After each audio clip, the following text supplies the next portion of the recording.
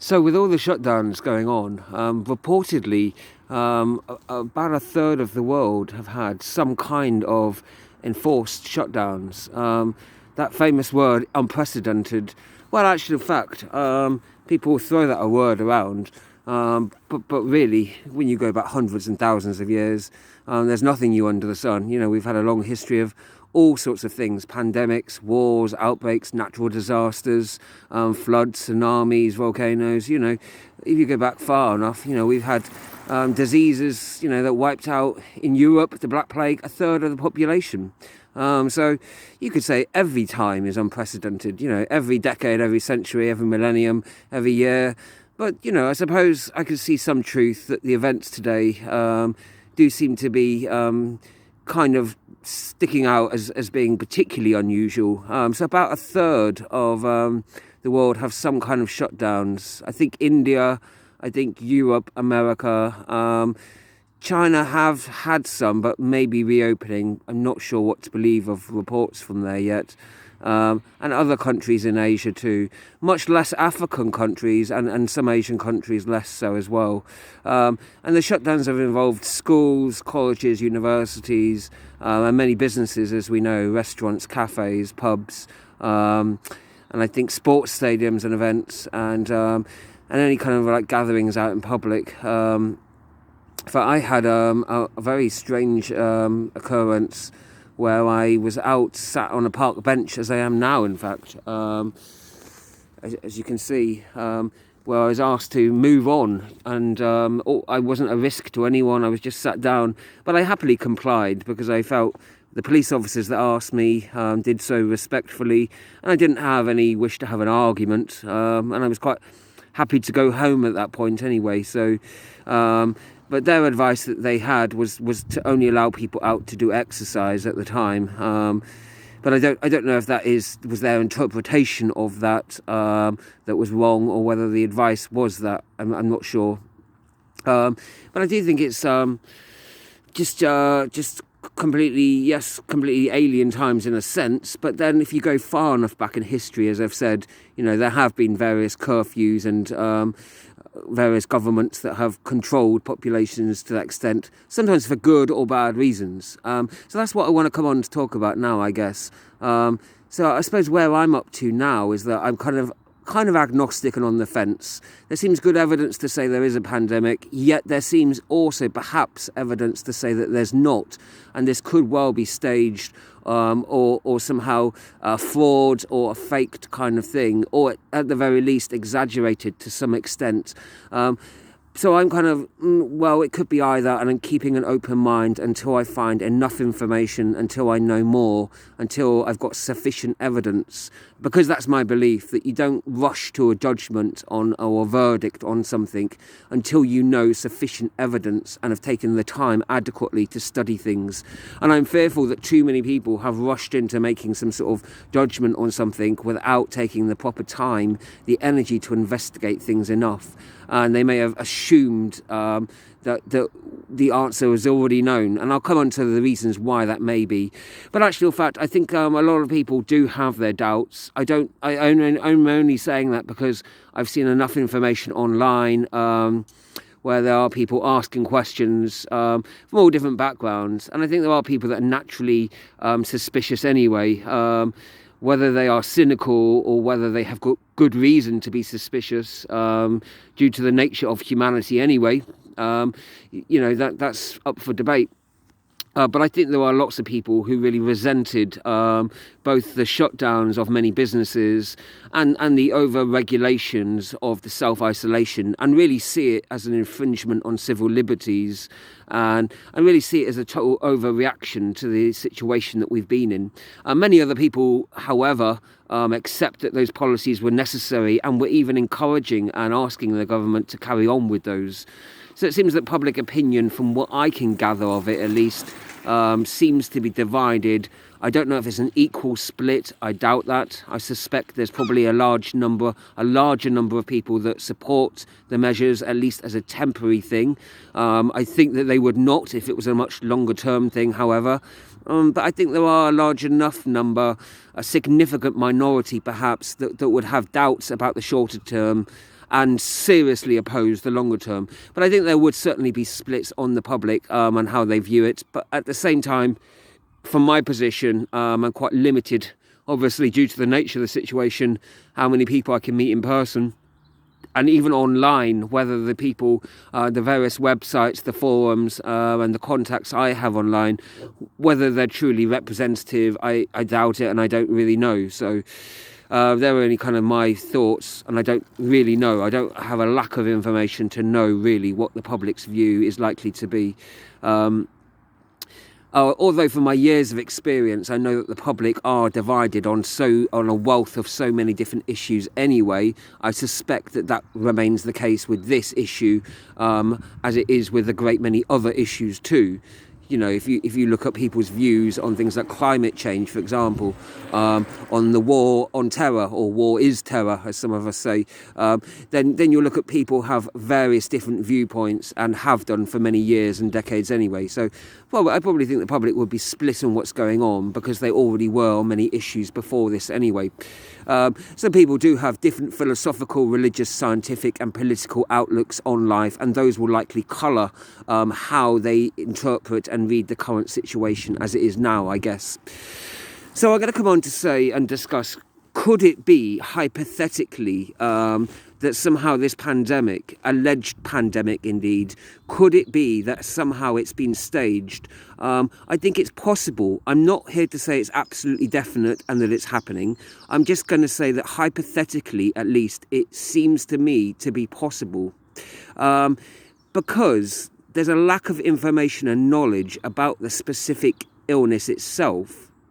Because the COVID-19, which is just a strain of the coronavirus, there's a lack of knowledge about the testing surrounding that, and that is really crucial to understanding whether it is actually to be classed truly as a pandemic or not. Imagine that if you've got dormant viruses that are within your own system, and that those show up within people when they're being tested, whether they have the flu or whether it's other things they're ill with, then they will be registered as having coronavirus or COVID-19. Well, point of fact with me, I have an infection long-term that's called HP virus, human papillomavirus virus. I think it's something like that it's pronounced. This HPV, it's actually lying dormant in the body. So I had symptoms many years ago when I first contracted it, but then once those were treated, I had warts that were cryogenically frozen off. After they were treated, though, that particular virus stays within my system. So if I ever was to have tests for that, I would test positive for that. Although I don't have any symptoms, there's no real risk, and it's quite hard. In fact, I could pass that on to someone. It's a STD, I think, that one. And a third of sexually active Americans would also test positive for it. So that one is a particularly common kind of viral infection that lays dormant within the system. But that's also true for many other infectious diseases, like, for example, from the research I found at least, the coronaviruses themselves, that after you've contracted and gotten over the virus, it's still, a trace of it still remains within your system. So if years later you had influenza, for example, or any other number of infectious diseases, you could simply test positive for the coronavirus. Now, I don't know absolutely beyond any doubt that that is the case for this new strain of the coronavirus being labelled COVID-19. I'm not a medical doctor or a virologist, and I'm still reading various reports and trying to understand the science of it, not being a scientist.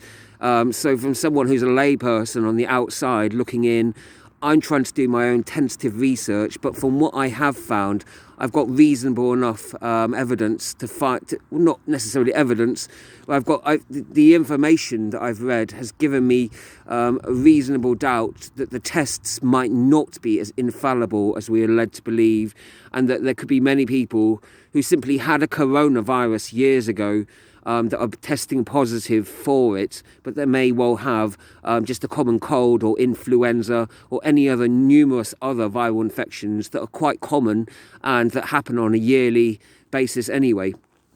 So in terms of the science, it's quite possible that we are testing positive for many people an infection and calling it coronavirus, who actually have influenza or pneumonia or any other seasonal viruses that happen every year anyway. So that's the position I got to on that. It's quite possible.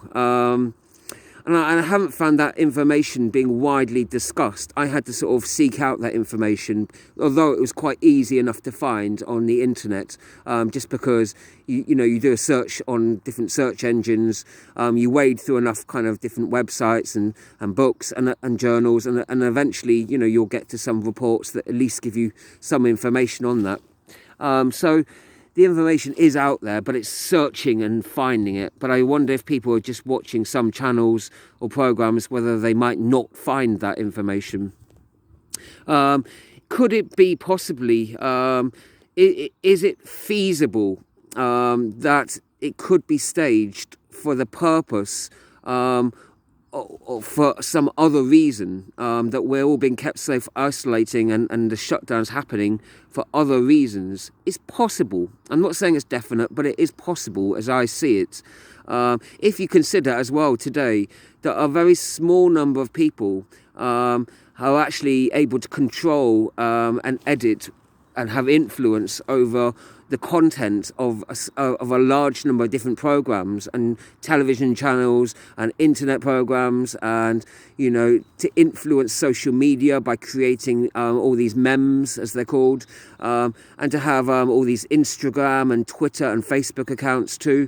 Well, all you need to do is make sure you've got a large enough captive audience who are sort of viewing your various websites or documentaries or programs through whichever medium it happens to be, and then you're able to influence increasingly large numbers of people through that, and that's called a centralized system of power, where think of it as a pyramid where there's a few people at the very top and their choices are influencing everyone else underneath.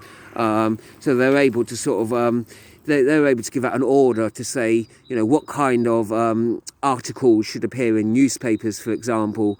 And so editors and journalists reporting for those newspapers would have to toe the line of whatever the manager would say there. So it's quite possible that a small number of people could influence hundreds of millions of people. That's not beyond any scope of possibility.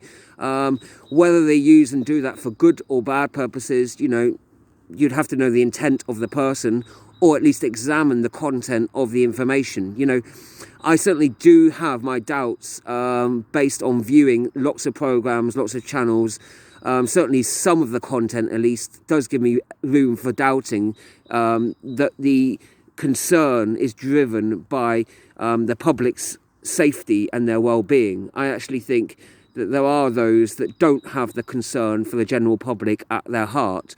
On the other hand, there are many others that do, and I think all of us as well have our own selfish desires. We all have a conflict within us of whether we want to choose to do what's selfish and we think is in our own best interests, or what's in the public interests. Sometimes it's mutually beneficial, and what's in our interest is also in the public interest, okay? So, but there are times when, actual fact, doing something doing something for the public may contradict what we feel is right for us.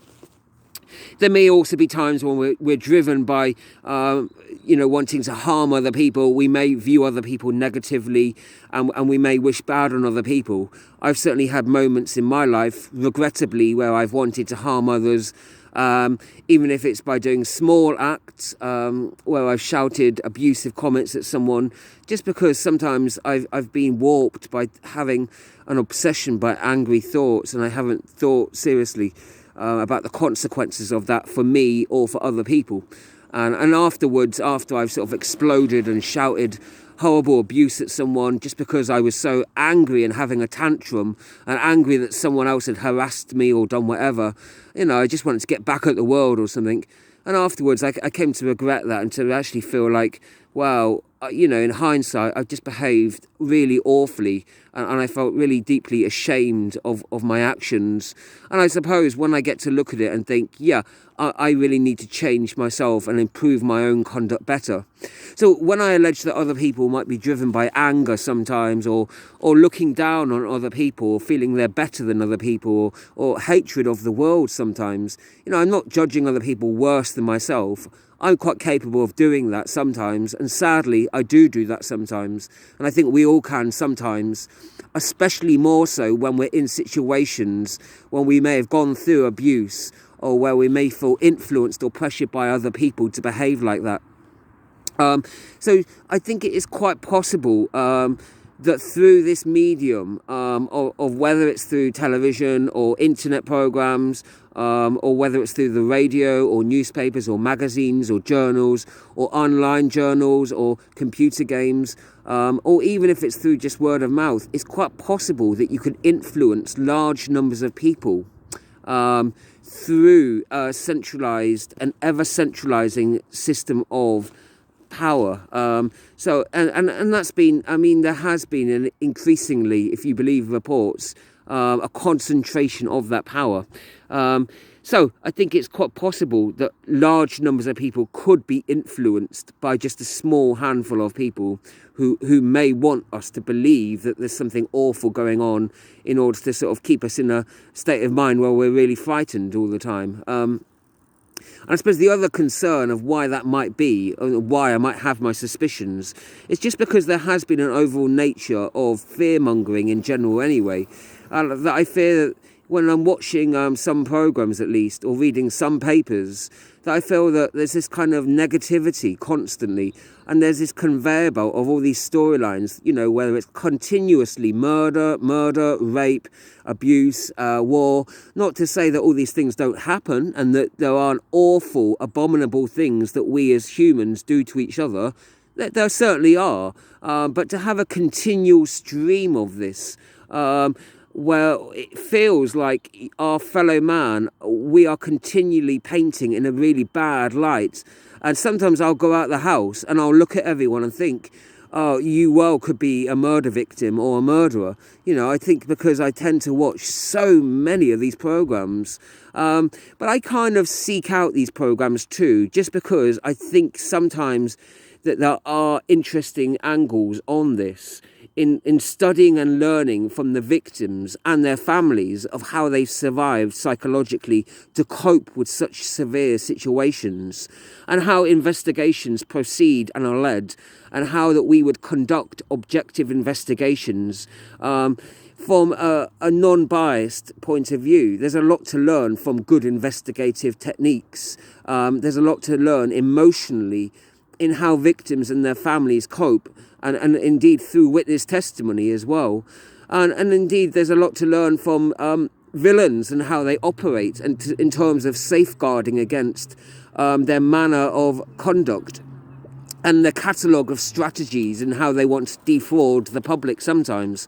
So there can be great blessings, there can be quite good virtues and things to learn indeed from all these different kind of programs, whether they're murder investigations or other investigations too. But I think it depends how those investigations are done and the extent in which we try to look at those things.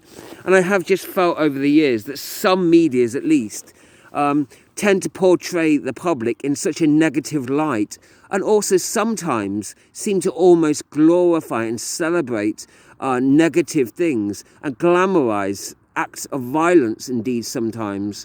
But I don't think that's all media. I think there's a certain type of media trend that's been happening within that. So I'm dubious about, over generalizing about these trends too much. Because I think we can sort of sometimes have a tendency to sort of overgeneralise too much and to think that we know other people's behaviours too much. So in short, it is possible, for my estimation at the moment, that it could be that this has either been staged or at the very least exaggerated on for opportunistic takings. That some people are using the current situation Either they're creating it or they are using opportunistically the situation somehow. I think it's quite possible because that's what human nature is like in general, because we can all be driven by anger, as I said, or selfish desires. But on the other hand, ironically enough, although it could be staged or at the least exaggerated, it could also be that it's being done for good motives. I know people will find that strange. People will find everything up till now strange, however. I mean, it could even be that there are people that want others to spend time more alone for some time so that they can learn to appreciate the company of other people more. So there could be positive short-term benefits of this. It could well be that denying people access to restaurants, pubs, the entertainment industry in general, that means that they could appreciate those things that they do regularly, which many other people in the world don't get to do, and that it would give us a chance to appreciate what it's like for other poorer people whose lives are really around earning money to support their poor families and working so hard for such long hours. They often don't have the means, the money or the time to go out to sports events, to theatre, to regular pubs and other things. So it's maybe realising and appreciating what it's like for other people, and also having gratitude and appreciating the times that we go out to enjoy those things even more. You know, absence makes the heart grow fonder, as they say. So maybe when we're deprived of something for a shorter time, when we actually get to go back to that thing, you know, maybe we will learn to appreciate it more. And that's true, actually. If you do a fast and you stop eating food for a while, you find that you learn to appreciate the food. Anything you're denied for a while, actually, when you go back to having that, or when you regulate it more, how much more do you appreciate that? You know, I suppose it goes back to that old saying, isn't it? You don't know what you've got till it's gone, really. And so when you're denied something for however long, you know, you're gonna appreciate it more, because when you have access to it for, you know, an unrestricted amount of time, you just get lazy. You get so used to having it all the time, you take it for granted. And I think we all have a natural tendency to do that sometimes, at least. So it could even be that there are people that want us to sort of have this time and are using this, you know, that are using this alleged pandemic so that we would have more sufficient time to ourselves, so that we can study ourselves, take time to meditate and pray, so that we can do a deep house clean, so that we can invest in our own artistic projects, in writing letters and emails and in contact with other people online. And, you know, it's not like the old days. You know, if we were to be lepers living in a leper colony, well, we wouldn't be able to go out and see society at all. We wouldn't be able to have any contact at all. You know, it's not like those times. We have telephones. We are capable of writing letters, of emailing, of twittering, of texting, of Skyping, and the rest of it. People in the leper colonies years ago, they were never allowed to see society. They could write a book or a letter, potentially, or receive a letter, but they couldn't see anyone in person. But nowadays, at least we can see people through a screen, or at least we can see people a few meters apart. I saw someone I knew just the other day walking past them, and at least we were able to talk a few meters apart. So we can, and I am going to still comply with the spacing as much as I can, even though I don't believe necessarily that we're living through any pandemic. I have serious doubts about that. However, I'm going to respect the fact that many other people do believe that. And so I'm not going to interfere with them. I'm not going to invade their personal space. I certainly won't be splurging or coughing or sneezing near them. And if I do sneeze or cough out in public, then I will simply carry tissue paper. I will gather it up and throw it out and sanitize myself fully afterwards. And I will be sanitizing after touching anything out in public as well. And I hope to carry on these measures, sanitizing at least anyway. But I certainly hope that, I will respect other people's beliefs in this, even if I don't agree with them. So, I've got to be mindful and respectful of other people's beliefs. But just to go back to the main point, I don't know what to believe at the moment. There certainly could be reasons why it's being staged. And it's quite concerning that could be being done to take away our civil liberties. So that, if you imagine that this could be the new norm, once we've given up some rights, it may be that, that could be that. But I don't think so. I think I personally wouldn't stand for that as a long-term thing. But I also think let's not predict what will happen months down the line. Let's just react to things as they do happen, the here and the now, the current situation, as far as we know it. Because in actual fact, we don't really know the situation that's going on. We are, like in other parts of the world, we are increasingly being given information of different reports. I'm being given contradictory information about things in China, for example. I'm being told on the one hand, there was no such thing as any real outbreak. It was just a flu being disguised as corona, and it was just an excuse to do lots of lockdowns and introduce lots of new measures to see how the public would cope with it and to give the government perhaps more control. I'm also seeing opposite accounts that there are millions of cases of corona that are being covered up, and they don't want to show people the extent of the virus. Contradictory accounts. So it's really hard to know. I'm being given all sorts of different sources from different places, and I don't often know what to believe, and so therefore I remain agnostic, as I believe is scientific, on many of the situations. But I think there's nothing new in that situation. If you look back in colonial times, people didn't know what was really going on in various parts of the colony.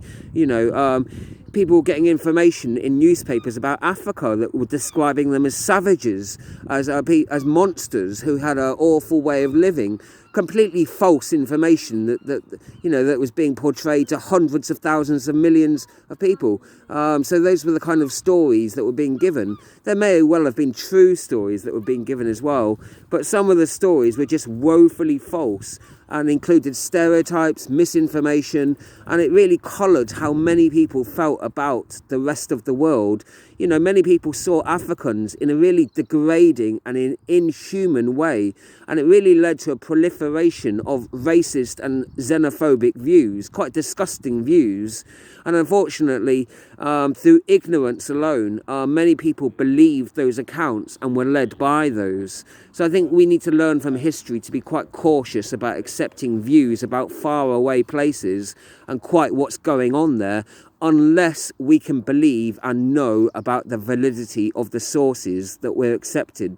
So if somebody we know has visited and been there and they've told us a story, and because we know that person and trust them and we think, yeah, they are a credible source, they've got a long history of telling us the truth and I can rely on them, fine. That's a good reason to maybe accept the validity of what they're saying.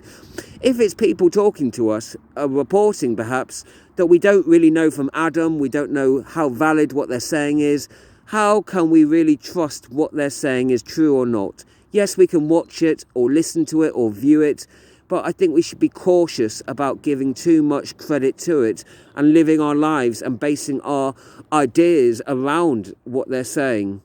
So I think there's so much information out there, but thus it always was, and I think we need to learn from history, if nothing else.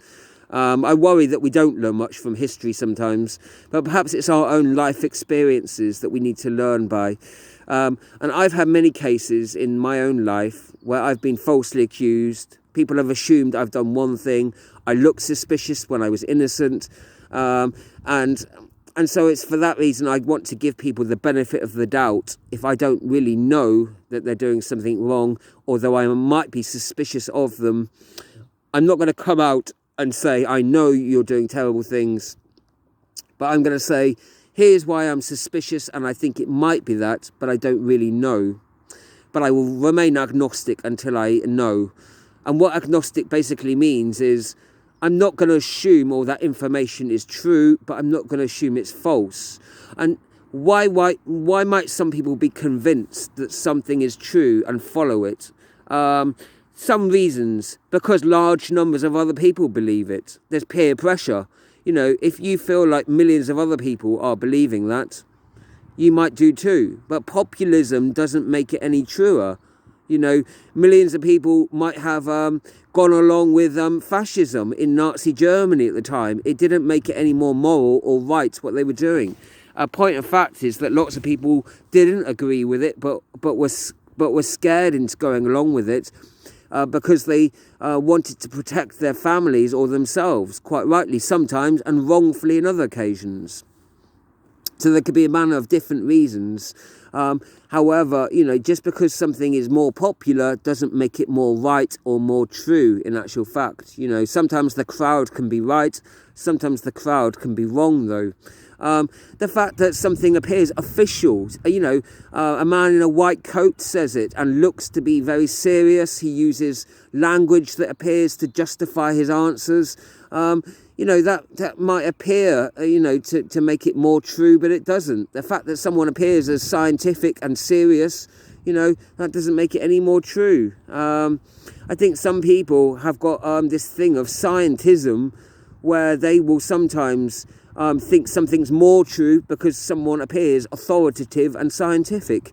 I think it was Stanley Milgram, the psychologist, who did a study in which he looked at various participants and how they reacted to someone disguised as a scientist. And the scientist would give them reassuring answers. They would basically be giving electric shocks to people. The people they were giving electric shocks to were merely actors who pretended to be shocked, in fact. And the scientist would say to them, when they were giving them an extremely large shock and the person was even screaming out, pretending to be in pain, the scientist would say reassuringly, "Carry on, this is all quite fine, we will take responsibility for it, but please carry on doing it." And a large proportion of the participants carried on, thinking at least they were giving the participants shocks. And so he did that and proved that people were much more willing to conform to someone who was a perceived authority figure telling them that what was going on was right, even when it was quite obvious to them that it was wrong. And but a perceived authority figure giving them validation meant that they were much more likely to conform and to agree with them. And Zimbardo, who did his infamous study, I think it was on prisoners and how they were treated, you know, there was a lot more information about that as well, that we are able to conform much more according to the environment that surrounds us. And there's been a whole wealth, a variety of psychological studies that show that we as humans have tendencies to conform, and we all do sometimes at least. So we need to be careful and consider, you know,